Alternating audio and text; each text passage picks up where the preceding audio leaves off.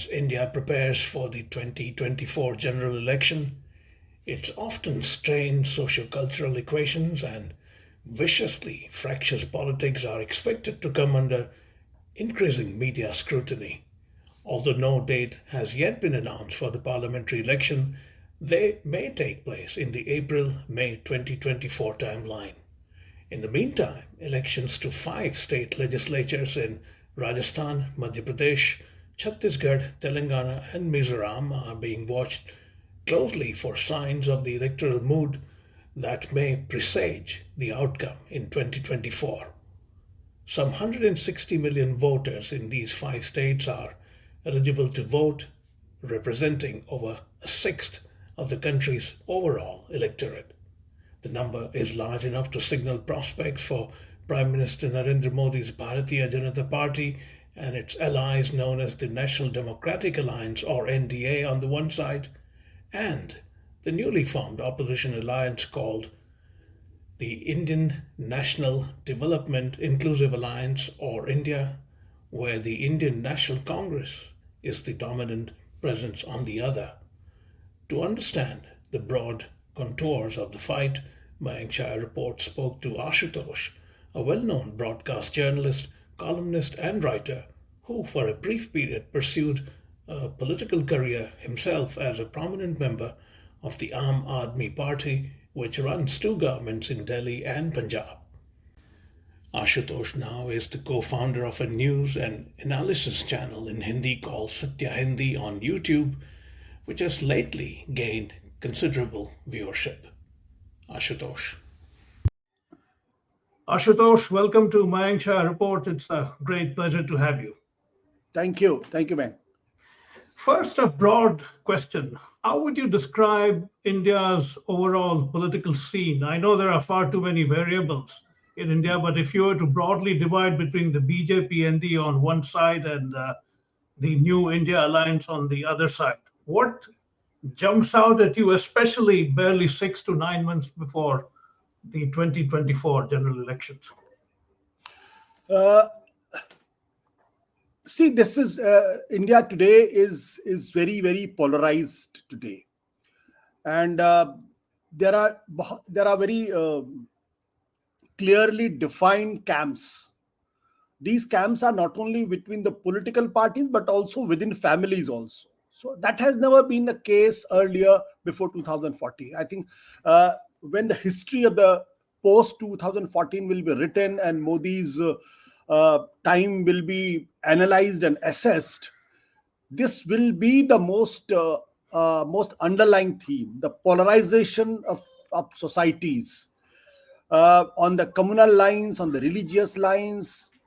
And these are the basic benchmark of today's politics. And within that context, India Alliance and BJP, that is India Alliance, they are even, as of now, they're evenly poised, in my opinion. And this has happened thanks to Mr. Narendra Modi himself, because the way he has unleashed the central investigating agencies, irrespective of political parties in opposition. It is because of that all the political parties, they've realized over a period of time, and they took rather late, because I thought that they should have realized much earlier, but they took rather late.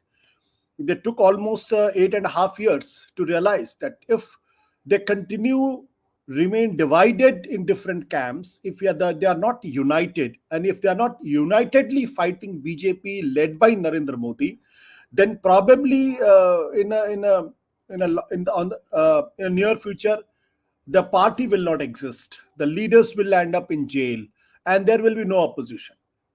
When I'm talking to you, you can see clear signs that how Bhupesh Baghel is targeted, and he's a powerful chief minister in Chhattisgarh.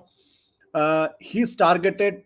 ED is unleashed in Rajasthan, where election is happening. The Mukhyamantri Ashok Gehlot's son is being summoned by the ED. The Congress party president's two sons were summoned by the ED. And in Madhya Pradesh, the Kamal Nath has been facing, and his relatives have been facing for the last many years.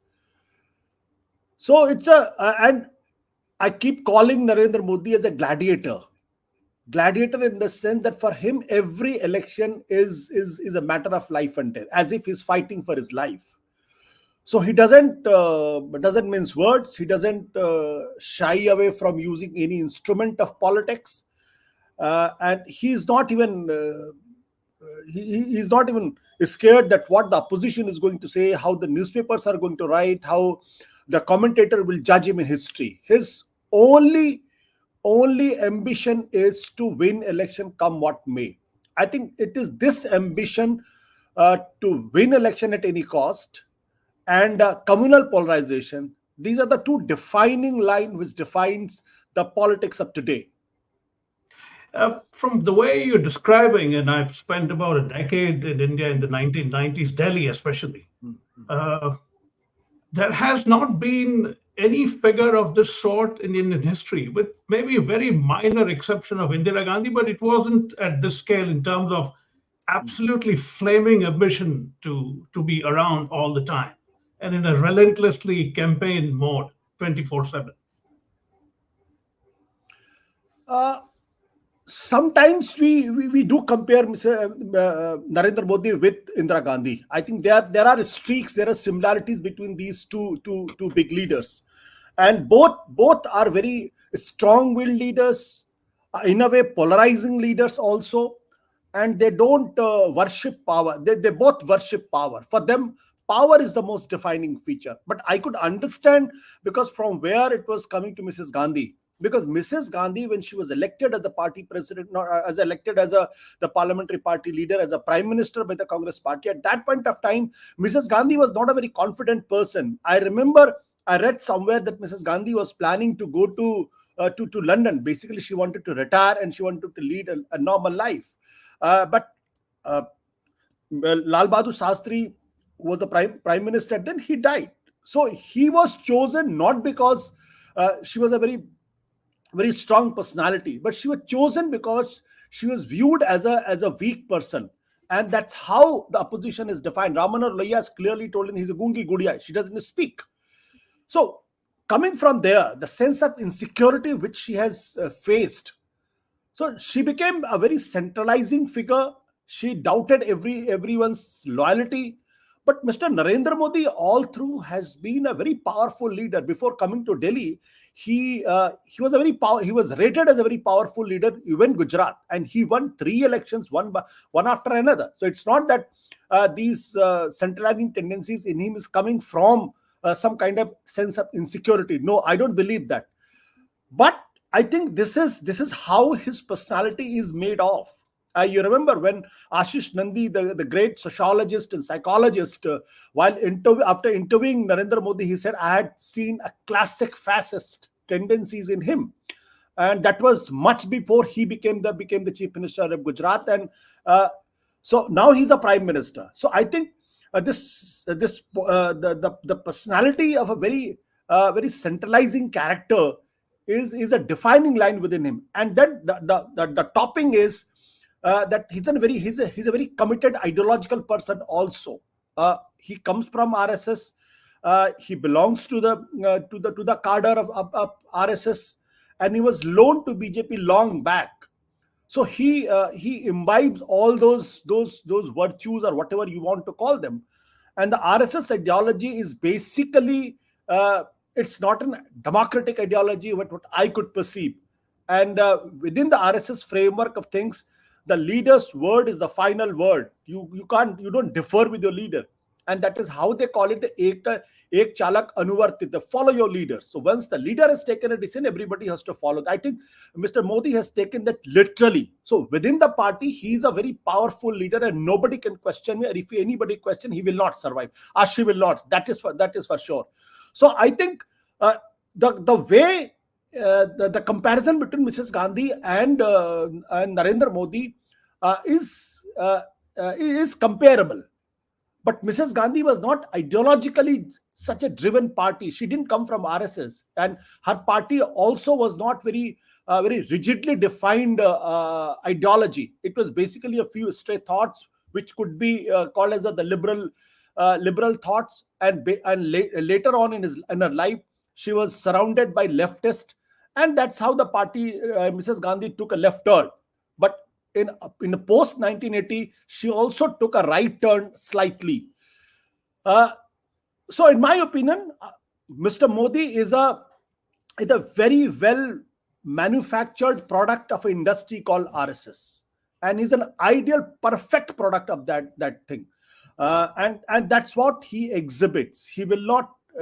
I don't see anything. I don't believe that he believes in a concept of democracy. He doesn't, within the party itself and outside party also, and that's why he doesn't want anybody to differ with him, to defy him, and anybody who does it has to face his ire. That's where the comparison between Mr. Narendra Modi and Indira Gandhi ends, in my opinion. To the extent that, I mean, I happen to come from Ahmedabad. I'm very familiar with Gujarat politics. Uh, I have not seen any leader in my career who is so completely driven by all politicians have self-belief. That's their fuel. But to the extent of self-belief that Mr. Modi has, and he has displayed since his Gujarat days, is astonishing. I find that even from the Gujarat days, the RSS BJP complex was almost incidental to his career. It's generally him, driven by Mr. Modi's whatever inner self is. How do you deal with someone like that? And I'm sure the politicians and political parties are finding it very difficult to take on it. I think it's very, very difficult. Frankly speaking, it's nobody, frankly, knows that how to deal with him. And within the RSS itself, they are finding it very difficult to deal with him. And I know for fact because I know a few of the top leaders in the RSS, and they also are very uncomfortable the way he works. And in fact, when he was the chief minister of Gujarat, he almost finished RSS from the Gujarat. And the RSS is a kind of organization that they don't let any chief minister or the prime minister just leave him free. Even Atal Bihari Vajpayee has a tough time dealing with the RSS, and Atal Bihari Vajpayee was called all kinds of names by the RSS. But but surprisingly is Narendra Modi knows how to deal with RSS, and if and that's when he was the chief minister of Gujarat, even the Vishwa Hindu Parishad, the Bajrang Dal, and the RSS, even his good friend Praveen Togadia and Sanjay Joshi, anybody who differed with him was thrown out. And today, you don't know where the Sanjay Joshi is. Today, you do not know where the Praveen Togadia is. And at that point of time, when he was the chief minister, nobody knew where the RSS leadership is there in Gujarat. So RSS is also very uncomfortable the way he's dealing. And because they think that their project, the RSS project, is the Hindu unity. Their project is Hindu unity. And they think that in the larger context of the Indian history, the Hindu unity is paramount. And that's where Mr. Narendra Modi differs with them, because for Narendra Modi, winning next election is most important. And to win next election, he can go to any extent. RSS says winning election is important, but not the ultimate goal. Mr. Modi says that winning election is the most important thing. So there is a difference of approach also. But RSS top leaders, he is very uncomfortable with him. Within the BJP, the leaders are very uncomfortable with him. But since he's winning elections, so nobody can say anything. I dread if he loses election in 2024 or any time in future, and then how many leaders which are today showing loyalty to him will stand up to him for his cause. Because Atal Bihari Vajpayee and Lalkis Advani were leaders who were loved by cadre. People had differences with them, but they knew that. But with Mr. Narendra Modi, I'm not sure how many top leaders, how much cadre loves him. They basically are scared of him, so they don't open their mouth. They don't say anything. Even they're scared of talking to me, a person like you on phone who has been little bit critical of Mr. Narendra. That's the situation. So in my opinion, it's difficult to deal with him. And as long as he's winning elections, he's there. But if he doesn't manage to win majority numbers, then he will certainly be in trouble. Speaking of winning elections, I want to come down to the nuts and bolts of 2019. BJP got 37.4% of vote. Of the 912 million eligible voters, about 67% voted, which is say about 225, of which 37.4 comes to 225 million people. The idea that 225 million people have set the direction for the country is that astonishing, isn't that? Yeah, certainly, but unfortunately, that's how we have devised our the parliamentary system. This is based on the first post pass system, and I keep telling my friend that look, Mr. Narendra Modi, the narrative is that he's very powerful. The narrative is that the majority of the people love him and they like him. But the problem is that whenever the Congress came into the power, whenever the Congress managed to get majority at at the center, they always had 40% plus votes. If I remember, it's maybe 42%, 43%, 44%. But Narendra Modi became the prime minister in 2014, just having 31% of the vote share. So imagine. Even 31% within the first power pass system is a very is in minority in much, and he improved by 6%. So in that sense, that's how he is, and that's why I believe and I think that he is vulnerable in 2024, because if he loses 2-3% vote share, then will he be able to manage majority? I do not know, because his party is almost absent in Tamil Nadu, in Kerala, in Telangana, in Andhra Pradesh, and the four coastal areas. He's almost absent. And then in Odisha, the party is not doing very well. In Bengal, party is on a decline. In Bihar, the party will find it difficult to get the same numbers which they got in 2019. So even if he loses by 2-3%, he will be in trouble. But I agree with you and completely agree with you that it's a hyperbolic to say that the majority of Indians like him. But what is the most important thing is that the way he has polarized society in every nook and corner of the country, except in the South India, you will find people who will fight, who will fight for him, and that is a situation. He almost have a cult. He almost has a cult following.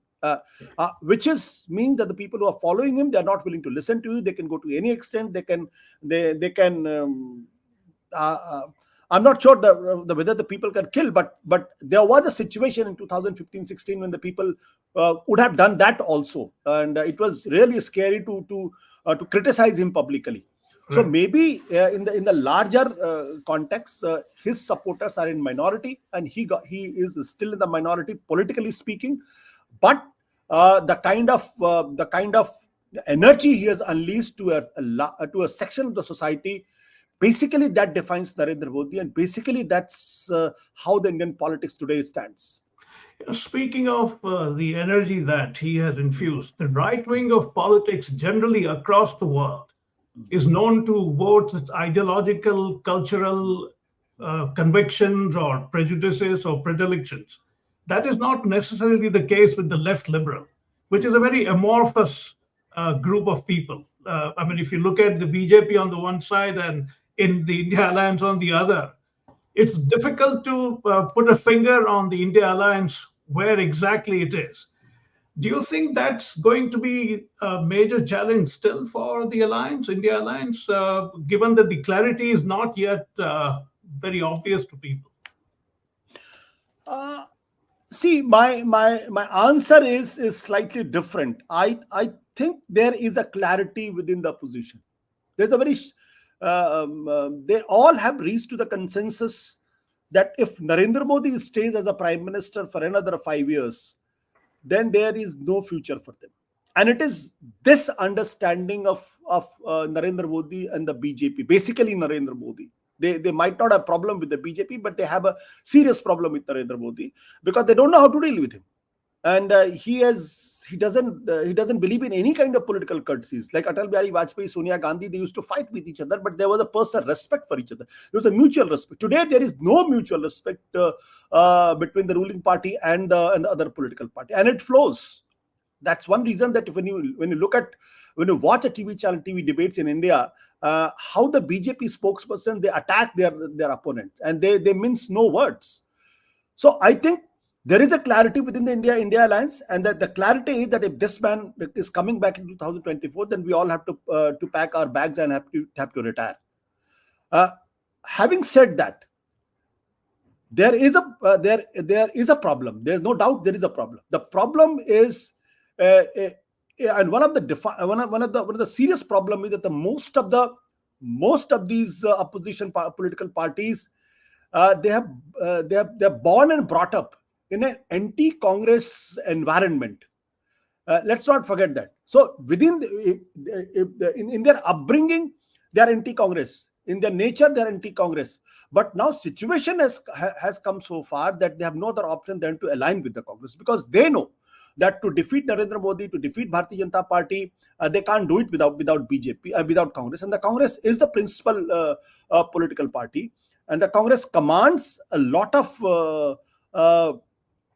footprints across India. Even they are non-existent in Tamil Nadu up to certain extent, but you can get a Congress work over there. In Kerala, they are very powerful. In Telangana, suddenly they have emerged as a very strong force.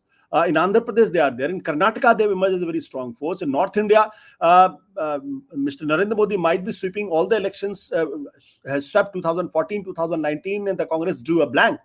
But in every state, the Congress has 40% or 38% vote share, which is not a joke for any political party. And that's how you look at the assembly election in 2018.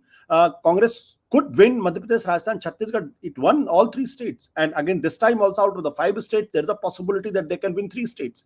So they have a very strong presence. So the opposition political parties, they know that without Congress party, they can't have a united opposition and who can take on Narendra Modi. So they have no other option than to go with the Congress party. But because of the basic nature, these contradictions keep coming up. Someday you will find Akhilesh Yadav criticizing Congress party, someday Congress party criticizing Akhilesh Yadav, someday Nitish has a problem with the Congress party. Those are there. But the glue is these central agencies and totally polarizing nature of Narendra Modi, so that they have no other option than to come together. They will come together. Mark my words. The process will hasten after 3rd of December, when the results will be out. How many states Congress win, that's immaterial. They will come together and they will have a smooth, I'm putting my neck out, a smooth seat distribution. Because there's not much of a problem like earlier used to be. The Congress, like in Rajasthan, Madhya Pradesh, Chhattisgarh, there is hardly any opposition political parties, with small political parties, and it's easy to manage there. The problem can come in Maharashtra, where there are 3 political parties who are together. The seat distribution can be a problem. In Bihar, there can be a problem because Janata Dal, RJD, left parties, and the Congress is there. There are 7 political parties. In Calcutta, in Bengal, I don't see any problem. So, as people, and I know that many people are concerned about that, how they will come together and how the seat distribution will take place. There is a lot of infighting between them. But in my opinion, this will not be such a big issue after 3rd December. They will come together with minor glitches here and there. They will manage to hold together. That's my opinion, because they know that if they don't hold together, then in the long run, all will be dead. Just a couple of more questions on the politics of what's going on. I also want to pick your brain on the socio-cultural ruptures that have set in. Arvind Kejriwal has been the most compelling political figure to emerge in the last decade and a half. You have known him closely. How do you see his political trajectory now? It's very uncertain. It's very uncertain because, for one reason, because of the enforcement directorate, because if he's arrested, and in my opinion he will be arrested, so then how the party will move, because 2 of the top leaders other than Arvind Kejriwal, Sanjay Singh and Manish Sisodia, they are already in jail. So in the absence of top 3, I don't see any other leader who is acceptable to the cadre and to the party hierarchy. So the choice will be the first the first crisis will be who will be the chief minister of Delhi. Because if he has to go to jail, he can't continue as the chief minister, because he can't run government from the jail. So he has to resign. And if he resigns, then who will replace him as a chief minister? That will be the problem number one. The problem number two, and which can be postponed for some time but not eternity, who will run the party? Like who will be the national convener in his absence?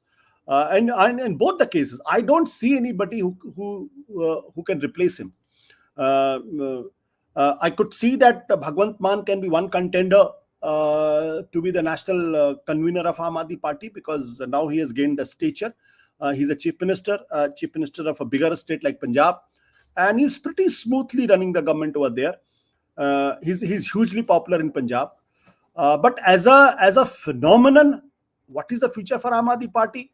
I keep saying this, that this is a very strange phenomenon, because this Aam Aadmi Party has emerged from very strange phenomena, and it remains to be very strange. Yesterday only, I read in the newspaper that he said that I am willing to support Narendra Modi if he takes action against his friend Adani. That means there is no ideological barrier between him and the BJP. Otherwise, Congress can never say that they are willing to support BJP if he cracks down on corruption, because Congress knows that if it has to pursue the politics, that secular politics, and the Modi, in his opinion, pursuing communal politics, and both can't go together. But for Arvind Kejriwal, there is no ideological compulsion. Since there is no ideological compulsion, so he can take any route. He can go to anywhere. But the biggest problem with right now with him is that he had that moral capital which made him a phenomenon in Indian politics. Over a period of time, he's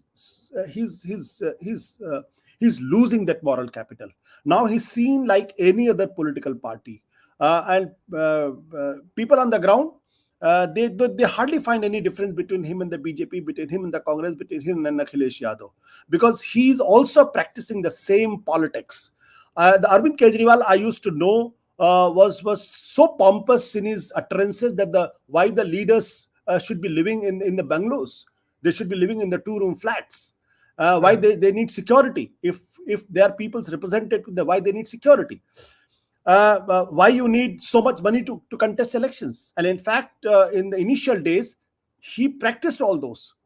But look at him now.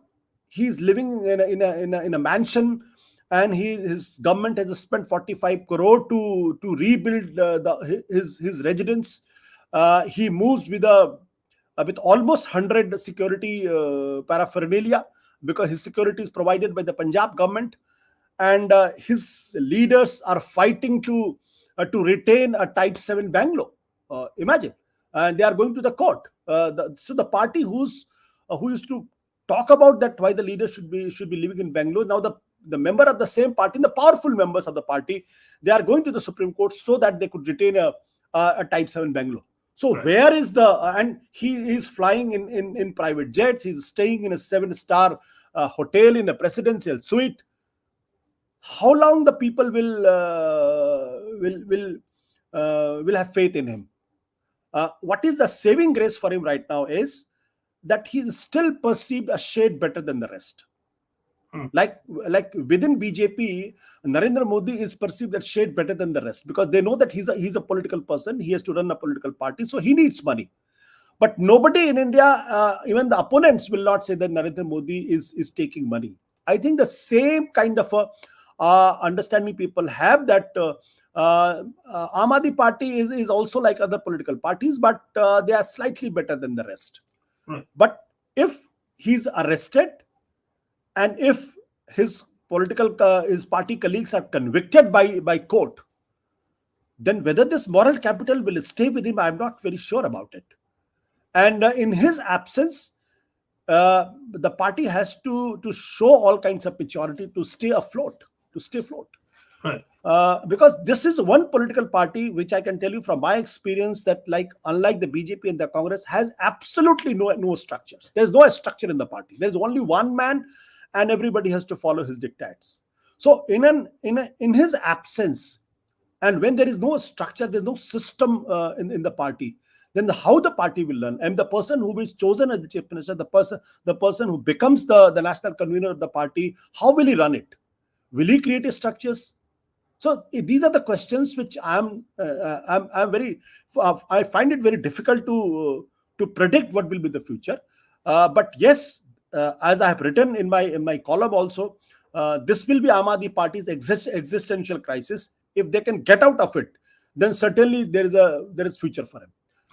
It's been 5 years since you resigned from the Aam Aadmi Party. Do you think whatever misgivings that might have prompted you to leave have largely come true now? Yes, yes, yes, certainly, certainly, certainly.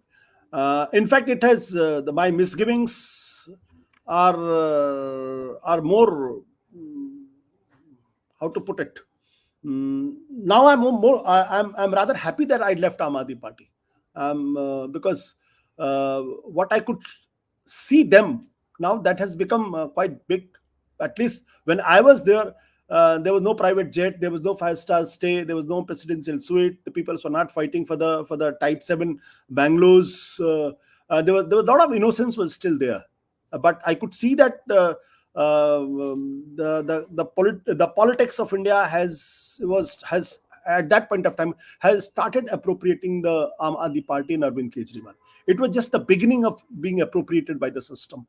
Now they have totally been appropriated. They have totally been appropriated, and this liquor policy is a reflection of that. I know that many people don't believe it, and I can't comment beyond a point. But the liquor policy, there is a lot of truth in the liquor policy. It's not that the whole case is based on untruth, or it's not that only Narendra Modi or the BJP is trying to just implicate him in a false case. I'm not buying that argument. There is a certain amount of truth, and that's why Manish Sisodiya is not getting bail. It is almost 9 months, and the Supreme Court had denied that bail. Let's understand that. I know the credibility of Indian judicial system is very low these days, but Manish Sisodiya not getting bail from the Supreme Court is hinting at something which Right. is rather sad for the party. Right.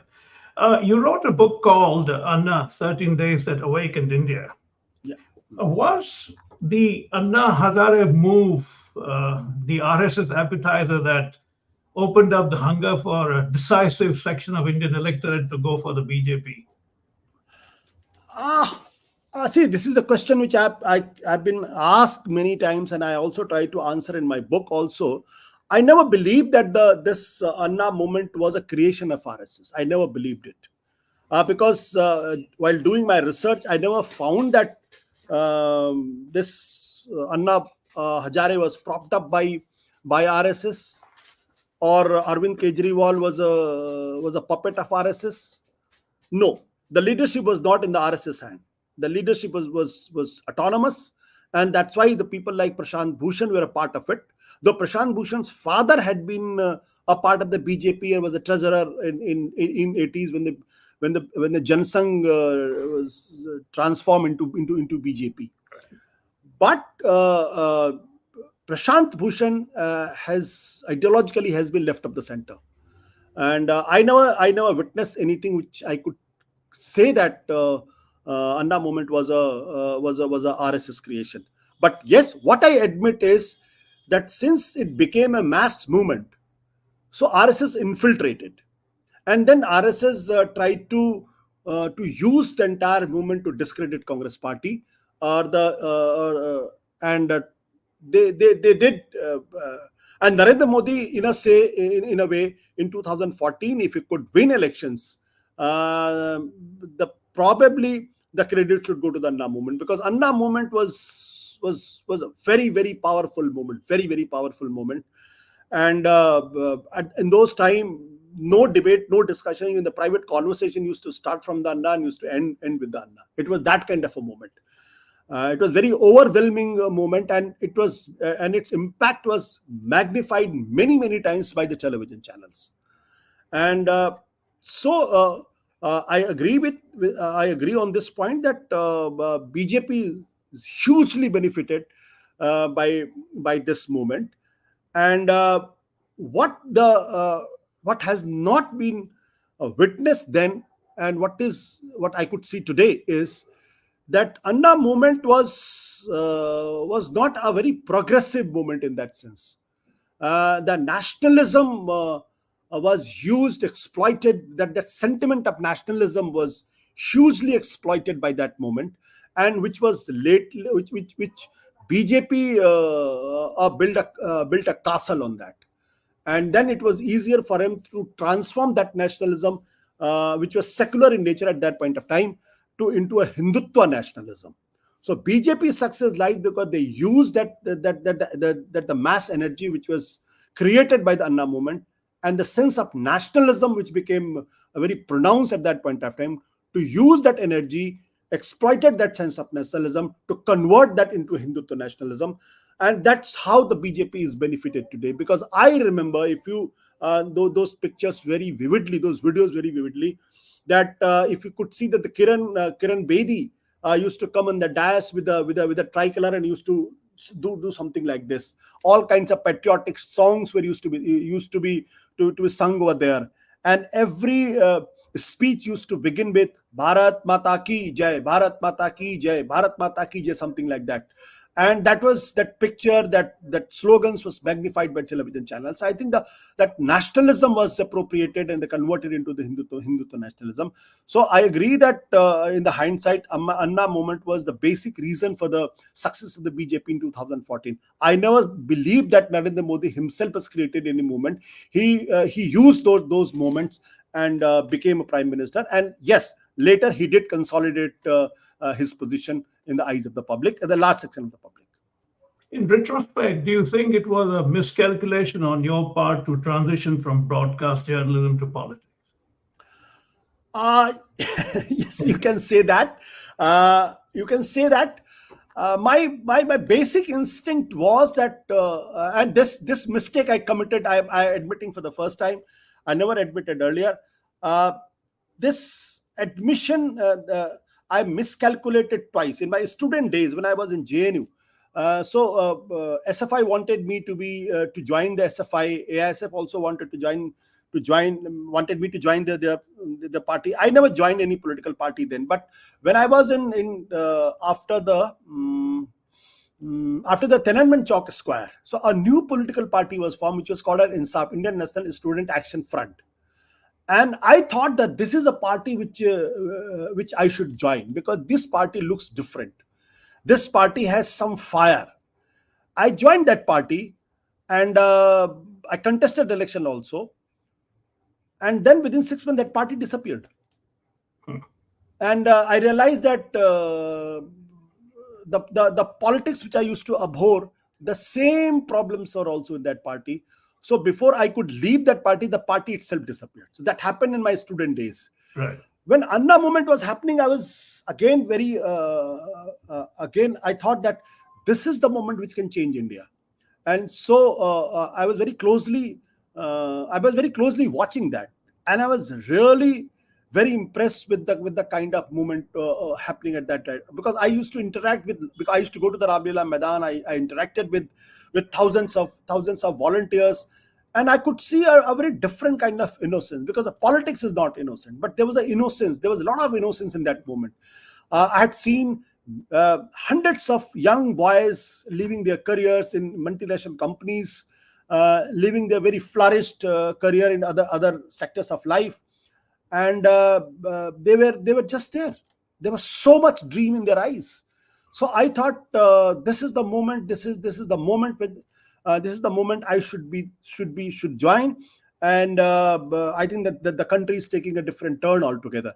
So when the proposal came that the Ahmadi Party movement not Ahmadi, but should this movement be transformed into a political party, I was of the firm opinion that a new political party should be formed. And in fact, I remember I had gone when Arvind Kejriwal has given me a call and he said, "Come, a very serious meeting is happening there. Why don't you come?" And so I had gone over there. Then he told that we are thinking in terms of whether we should form a political party. And I said, certainly you should form a political party, and there will be a lot of traction. And at that point of time, I could see that Arvind Kejriwal was in two minds. He was doubtful whether the people will accept him. I said, look, if people don't accept him, you can always go back. You are not a professional politician, you are not a career politician. So for a career politician, it's difficult to go back, but you can always go back. That option is always there. But I did not know that the politics is so powerful that it robs innocence from any face. It has and it appropriated the politics appropriated. It is such a powerful instinct. The politics is such a powerful instinct that it did not let Aam Aadmi Party remain a very innocent force for a long time. Right. Because ultimately, in politics, in electoral politics, everything boils down whether you are winning election or losing elections. If you are winning elections, everything is good. If you're losing election, it's very difficult to survive and sustain. So in the battle to survive and sustain, and the battle in the absence of a long-term planning, that how this political party will move ahead, what will be the ideology, there was no graph per se. There's no career graph for the party. I think everything boils down whether you want to whether is winning and losing is important. And that's where the first friction started between Arvind Kejriwal and Prashant Bhushan and Yogendra Yadav, because a few candidates were chosen, and which in the opinion of Prashant Bhushan and Arvind Kejriwal were not good candidates. And the logic at that point of time is that, yes, we understand that they are not good candidates, but they can win elections. So everything boils down on the winning and losing elections. And that's how once you take a step in that direction, then it was impossible to take the step back. Right. So yes. Yeah. To change the gears a bit, Lal Krishna Advani famously said during the emergency that when the media was asked to bend, it crawled. These days, it seems a section of the media is asked to crawl and it licks boots. Is there any coming back from what has happened in the last 10 years? If Lal Krishna Advani had been active in politics, he would have said they were asked to crawl, they all buried themselves. See, during emergency days, at least you know that there is a law, so you have to abide by that. Right. Today, nobody is telling you there is no emergency per se, but everybody has buried themselves. And I am reminded of the statement which was made by Narendra Modi. I think he has given an interview to the BBC, and when he said, "What is your regret about the 2002 riot?" He said, "I couldn't manage media." So when he became the prime minister, he knew what was his agenda. If he has to survive in politics, if he has to remain the prime minister, then come what may, he has to control media. Because the one of the biggest failing of Manmohan Singh government was that Manmohan Singh could not control media. And since he could not control media, so he couldn't control narrative. And since he couldn't control narrative, so the Congress has to lose election in 2014. Narendra Modi knew the power of media, and especially the television channels. So he controls his control over television channel is complete, total. There is no denying the fact. Either people are scared, or people are convinced by the ideology, or the people believe in Narendra Modi's cult. It's not that the people are they are scared only. It's not that they are fearful of him. Yes, there is large section of the media is fearful of him. There's no doubt about it. But there is also a section of the media which is convinced by the RSS ideology. They believe in RSS ideology, and they think that this is the right way to do journalism. And a section is that which is neither the left of the center nor right of the center, but they believe into the cult of Narendra Modi, and they believe that Narendra Modi is divinely ordained to make India great. They believe in that phenomenon. The right, whether they are right or wrong, that's a different thing altogether. But the fact of the matter is that today media has completely buried himself, and I don't see much of a future. as of now, uh, uh, because it's very difficult. YouTube is, you can say that YouTube has a future, but how long? Yeah. It's based on a it's not, the things are not in your hand. The tomorrow if the YouTube changes its policy, then all the YouTube channels are dead. You can't do Right. a thing. Right. Today we are talking, we are using this technology and talking, but the technology is in the government's hand. If the government decides to manipulate, then you are dead. So and the bigger worry is that now, whosoever comes back, whosoever is replaced by, whosoever replaces Narendra Modi, even they also know that how to control media. So Right. even if the India Gathbandhan, the India forms a government in 2024, I don't think that the media is going to be free. But the problem with this media today, right now, is that this media has the two major problems. One is, forget about that how they have submitted themselves to the government. It's communal to the core. It has it demonizing the Muslims. So that's why there is so much poison in the society these days, and that's because of the television channel. And secondly, the lot of facts are manipulated. There is no research, and it's deliberately done. It's deliberately done. Like what happened with the Fox News anchor, I'm forgetting his name, the Carlson. Yeah. Like he was accused of manipulating facts and fictionalizing facts. So these TV channels, they are also fictionalizing facts. I hope that once this government is not there, then probably the media will not be free, but at least the demonization of Muslims and fictionalization of facts will not be there. Right. As long as they base their stories on the real facts, I have no problems with that, because the rest of the left of the media and the left of the center media and the right of the center media, they both in a democracy has a right to exist. But if media with the left of the center media, the right of the center media, if they manipulate facts, fictionalize facts, demonize a particular community, then it's a serious issue. Unfortunately, that's the case now. Yeah. Just last couple of things. How do you look Yeah. at someone like Ravish Kumar in the context of what you just said? I think he has shown path to many journalists, because he had the audacity to say what he wanted to say. Not that he has done some great investigative journalism, but at a point when nobody was saying anything, nobody was asking questions, he had the courage to question the prime minister and the party, and Sorry that's. to interrupt. As an old-fashioned print journalist, Ashutosh, this is a given. I mean, I've grown up, and I'm sure a lot of people of my generation have grown up in the media. I'm saying, doing precisely that. It's not a virtue that you are able to ask tough questions. It's a given. It's your job to do it, right? So why is it being celebrated with such gusto? It is celebrated because nobody was asking questions there. All the top journalists of the country, in television channel, I'm not talking about the print. There was still, I still believe that the print journalism in India is still far better than the TV journalism. But since TV creates narrative, Right. TV has become very powerful. It's a monster which lives in its own world, and it's a visual medium. So Yeah. in the television channel, in the television journalism, others were not asking questions. That was the problem, and he was probably one of the few who asked questions, who never minced his words. Right.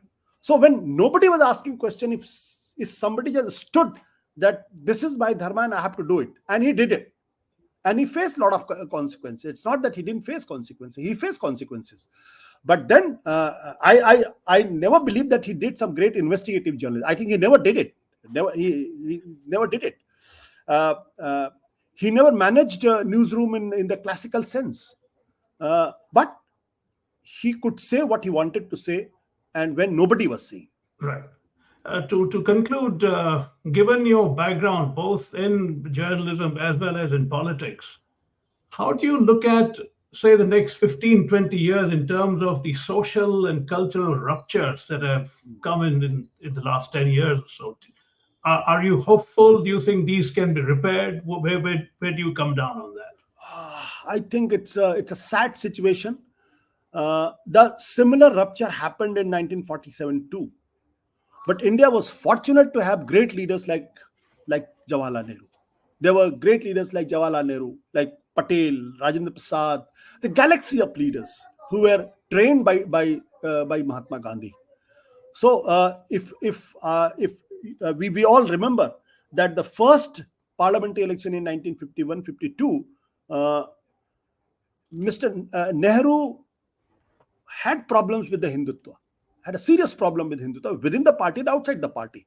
And he basically made the first election as a referendum on the communal politics. And he successfully did it. And that's one reason that one sadhu was sadhu was contesting against him as a candidate. And so what what is a problematic right now is it's not that the rupture has taken place in a dynamic society. Such ruptures are not rare because the society is moving. So when society is moving, ruptures are possible. But who is going to show path? Where is that charismatic leader who can who can uh, uh, uh, who can look into the eyes of the people and say, look, you people are committing a mistake. The Gandhi had that guts. He could go to West Bengal and tell people that you are committing mistake. Whether you are a Hindu or a Muslim, if you are a fanatic, if you are taking others' life, then you are committing mistake, and I am willing to put my life in danger. Nehru could do it, and he did it. Gandhi and Nehru could did. Where is Gandhi and where is Nehru today? And in their absence, there is a total anarchy now. There's a total anarchy. So, though as the crisis has uncanny habit of creating Right. the leaders who can stand up and can take a different path altogether. But as of now, I don't see that leadership in my vicinity, and that's the sad part of it. And it is because of that I'm little pessimistic, because I was very optimistic in 2000, before 2014, when people used to say, and I also was a firm believer that Mr. Narendra Modi succeeded in Gujarat. Whether he will succeed outside Gujarat, I used to believe that no, he will not succeed, but he succeeded. Right. So and the fault lines which has been created in the last few years, these are serious fault lines, and you need a man of great vision, great commitment, great conviction, and great believer in universal values. If he or she emerges, probably we'll have a much we'll have a we'll have a solution sooner. But if doesn't, then this problem is going to remain there. But one thing is, I'm very sure about it, that BJP and the RSS, even if they lose elections, they will remain a formidable force, and they will. So let's not ignore uh, their mm, it's not that a few people believe that Mr. Narendra Modi is not there tomorrow, then the problem will be sorted out. No, I don't believe that. The problem is not with the man himself. The problem is with the ideology. Right. And if that ideology is there, an ideology which has mastered the art of propaganda, and master the art of organizing people, it will remain a formidable force, whether they capture power at the center or they are not. On that note, Ashutosh, I want to thank you very much for your time. I thoroughly enjoyed it. I hope you did too.